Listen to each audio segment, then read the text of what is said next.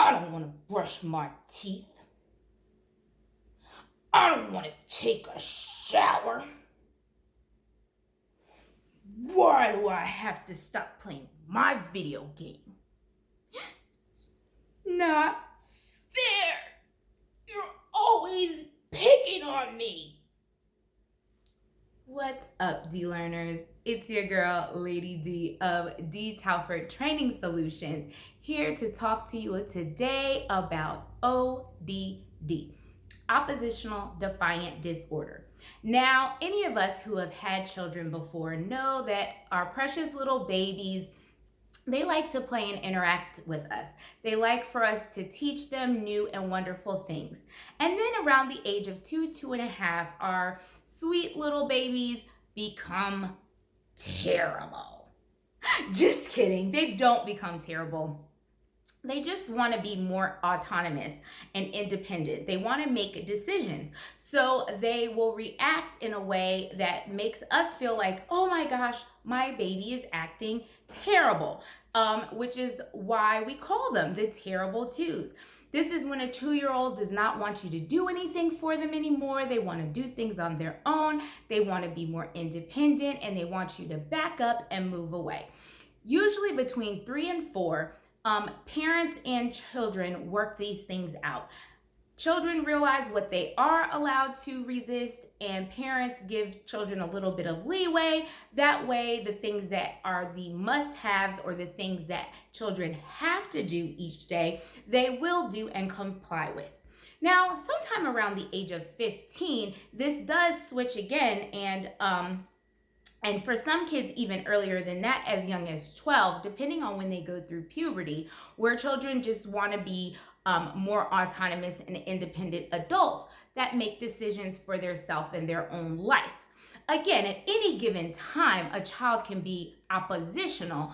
Anybody can be oppositional when they feel like their rights are being violated as a person, as a human, or the things that they feel is right is not in line with what another authority figure feels is right. This is not the child that we're talking about. We are talking about that child who persistently is oppositional. Now, typically parents will see these signs between the ages of 6 to 8 start to manifest themselves, but a lot of times if parents have experienced children with developmental delays, especially in their social and sometimes their cognitive ability, they may see this even earlier. And sometimes children that originally, when they were younger, had issues with their sensory system and sensory integration, like their seeing, hearing, smelling, feeling, tasting, they may later on become oppositional because the way their body feels in certain situations makes them want to do the opposite and oppose.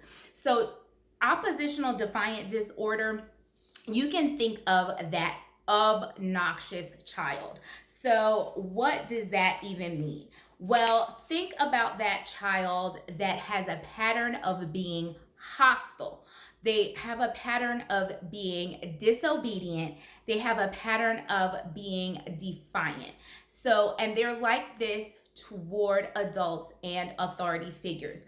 Now, while all children, like I said, may display this, the child with ODD does this for much more intensity and much longer, and it just seems like you can never make this child happy. So just thinking about oppositional defiant disorder, there are some other disorders that are considered to run comorbid. So as I've said in other videos, comorbid means I have this going on and this going on at the same time, but this is not the cause of that, and that is not the cause of this. They are running alongside each other. So some of those disorders are ADD, attention deficit disorder, ADHD, attention deficit hyperactivity disorder, anxiety disorder, depressive disorder, bipolar disorder, intermittent explosive disorder, intellectual and development disorder, language disorder, and conduct disorder. So conduct disorder is different than oppositional defiant disorder. When you think conduct disorder, think criminal activity. Think things that children might do that seem criminal, like stealing or inflicting pain upon others for the pleasure of watching that person be in pain. When you think oppositional defiant disorder, think of that child who is just obnoxious. Like they get on your nerves and annoy you, and it seems like they do it on purpose.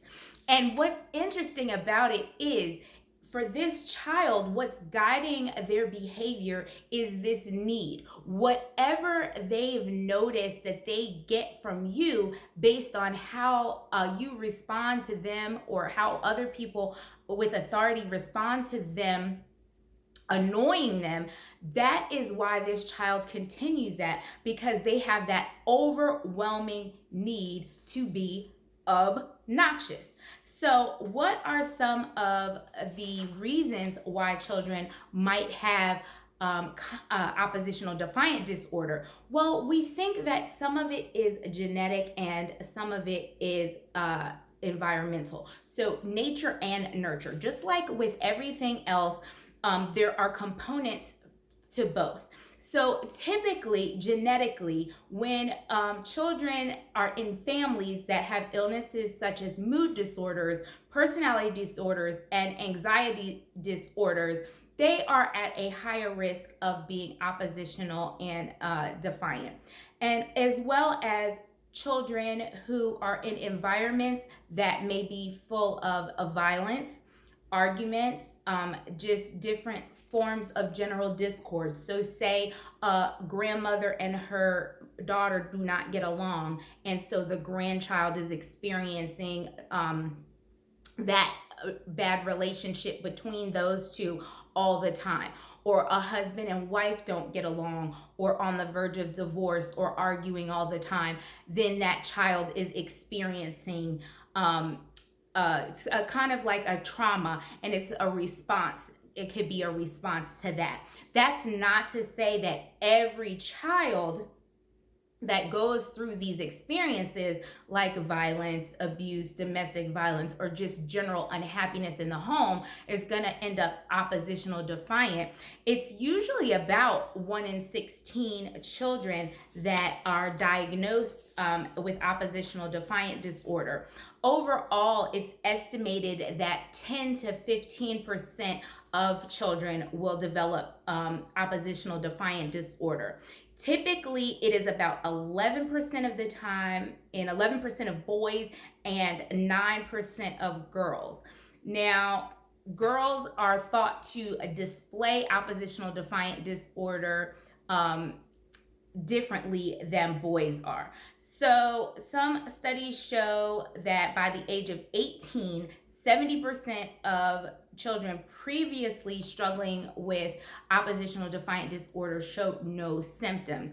But those of us who do work out here in the workplace may look at some adults and say, hey, I think this person is oppositional. They always want to annoy or go against authority. So it is very well possible. So what else is important to know about oppositional defiant disorder?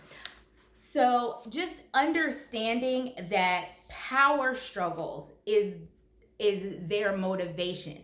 They want power. They want to feel like they are the decision maker. And even if you, as the adult or authority figure, are trying to help them make decisions that would benefit them, they are more led by their need to be opposing or oppositional with you than they are for the need to comply or to get the thing that you think that they should want to get. So you have to understand that typically, if you are dealing with a child with oppositional defiant disorder, that this child is not motivated by the things that their typical peers would be motivated by. This child it's like they have a need to be angry and irritable. They are argumentative. They are vindictive. So they are having feelings of, I need to go against the grain. I need to go against what this adult says and wants me to do. So just thinking about oppositional defiant disorder, you want to kind of think in terms of, how do I eliminate situations and prevent power struggles with this child? Because you need to understand that the goal for this child is to be combative with you, be oppositional with you. So in my next video, I will talk more about some signs and symptoms about oppositional defiant disorder, but just remembering that the anger, defiance, and vindictiveness are the key things. That obnoxiousness is the key point to being oppositional and defiant. So if you remember to train up a child in the way they should go, when they are old, they will not depart from it. You are the most important person in a child's life, and it is up to you to help them reach their potential.